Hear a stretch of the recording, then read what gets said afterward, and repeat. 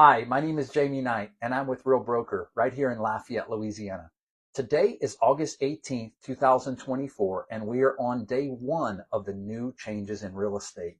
The rest of the country is experiencing a lot of changes today.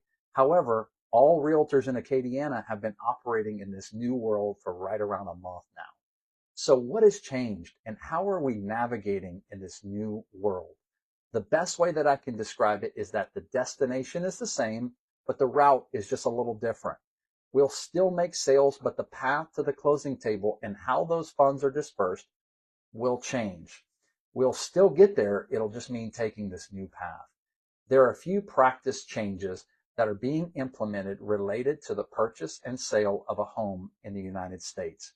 Number one, buyer's agents must enter into a written agreement with their agent that clearly discloses the details of the compensation that will be paid to that agent and received prior to touring any homes. Second practice change are moving forward with all compensation being paid directly by the seller and the buyer, and this is replacing sharing cooperation of compensation between a listing broker and a buying broker. It's going to be paid by the buyer and the seller.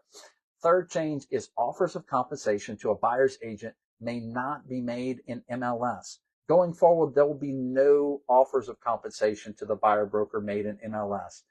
We expect that the buyer broker will contact the listing agent on a per property basis to get the information on the seller's intent to pay that buyer representation compensation and use whatever information is provided, if any, to advise that buyer and to submit a request for buyer representation compensation as a part of their offer or whatever is appropriate.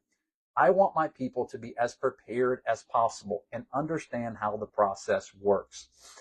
Really, there are three core agreements that you need to understand that govern a real estate transaction. The first is a listing agreement. The listing agreement is between the seller and the listing broker. The second is a buyer representation agreement. Now, this is the agreement between the buyer and the buyer's broker. And the third is a purchase agreement, which is basically just that document between a seller and a buyer that details the whole offer and all of the terms accepted. So a side note is that agents must clearly communicate, educate, and disclose at the earliest moment possible how compensation works in the real estate transaction. Commissions are not set by law and are fully negotiable, and they always have been.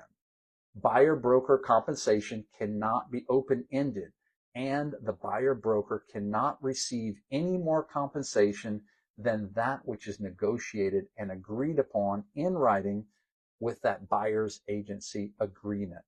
We're all working towards an open and transparent industry where buyers and sellers are aware of the new changes and how this may affect them in the transaction.